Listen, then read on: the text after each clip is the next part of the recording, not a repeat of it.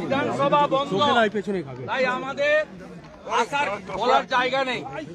আমরা এখানে এসেছিলাম, স্পেশাল সেক্রেটারি আমাদের সঙ্গে কথা বলেছেন। তারা আমরা বলেছিলাম যে আপনাকে 13ই ডিসেম্বর কর্ণাটক সরকার জানিয়েছে, আপনি কেন ব্যবস্থা নেননি? আমাদের স্পেশাল সেক্রেটারি বললেন আমাদের অনেকগুলো অভিযোগ ছিল, দাবি ছিল। তিনি প্রথমত আমাদের দাবি আমরা বলিনি, আমরা বলেছিলাম স্টেট গভর্নমেন্টের হাইয়েস্ট চেয়ারের উপরে অ্যালিগেশন, আপনারা যে ইনভেস্টিগেশন করছেন সিআইডি কে পাঠিয়েছেন আরজি করের মতো, এখানেও এভিডেন্স ডিস্ট্রয় করার জন্য পাঠিয়েছেন। এটা হেলথ কনকারেন্ট লিস্টে আছে, ড্রাগ কন্ট্রোল অথরিটির প্রতিনিধি এবং স্টেট গভর্নমেন্টের প্রতিনিধি থাকবে। আপনাদের মুখ্যমন্ত্রীকে বলুন, চিফ জাস্টিসকে, মুখ্য সচিবকে লিখতে, যাতে তারা একটা সিটিং জাজ প্রোভাইড করেন। আর সিআইডি যদি থাকে ভারত সরকারকে লিখতে বলুন, সিবিআই যাতে তার অফিসার দেয়, সিট বানান। সিআইডি, সিবিআই, সেন্ট্রাল গভর্নমেন্টের ড্রাগ কন্ট্রোলের প্রতিনিধি, আপনাদের যারা এসএমআইএস তার প্রতিনিধি হেলথের, এবং এটা লিড করুক একজন সিটিং জাজ।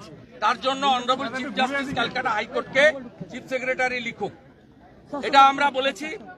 আমি আমার মোবাইল থেকে খুলে দেখিয়ে দিয়েছি যে 8ই জানুয়ারি 12টার সময় আমি পোস্ট করেছিলাম, 2:48 এমএসভিপি সিএমওইচ ডেপুটি সিএমএইচকে ব্যান ডিক্লেয়ার করে মেসেজ পাঠিয়েছে।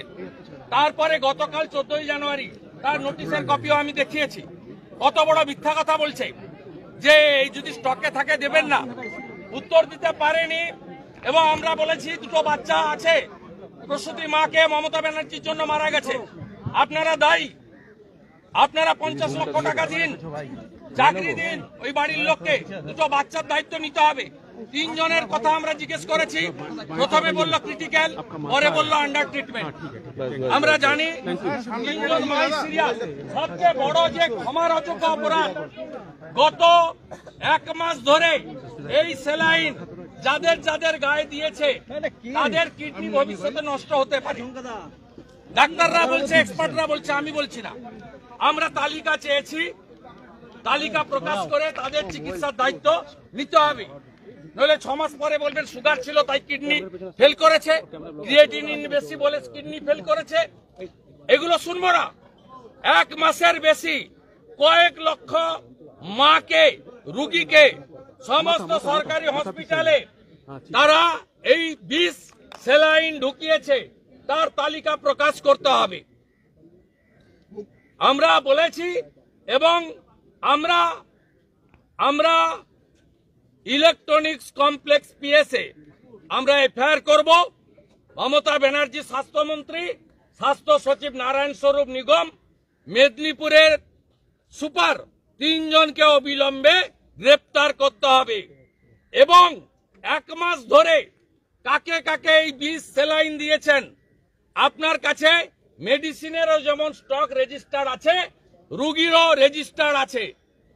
সরকারি হসপিটাল থেকে, একদম ব্লক হেলথ সেন্টার থেকে মেডিকেল কলেজ এবং স্টেট হসপিটালগুলোতে তার তালিকা যদি প্রকাশ না করেন, 6 মাস পরে, 8 মাস পরে, 3 মাস পরে প্রত্যেকেই এক্সপার্টরা বলছেন তাদের কিডনি এফেক্টেড হবে।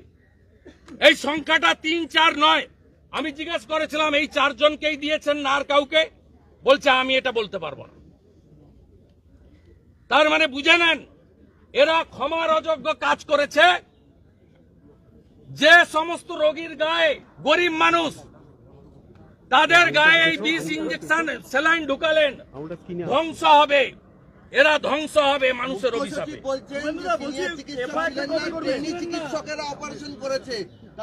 অপারেশনের সঙ্গে নো রিলেশন। ডিমান্ড হচ্ছে এই ব্র্যান্ডের ওষুধ নিয়ে। 13ই ডিসেম্বর অ্যালার্ট করেছে, বলছে 11 ডিসেম্বর আমরা ব্যান করেছি।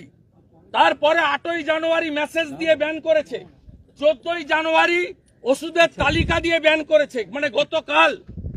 আমরা তো শুধু বলছি এই মুখ্য সচিব তালিকা দিন। সব হসপিটালে পেশেন্ট রেজিস্টার আছে, সব হসপিটালে মেডিসিন রেজিস্টার আছে। কত হাজার, কত লক্ষ লোকের গায়ে এই 20 স্যালাইন ঢোকালেন, তালিকা চাই।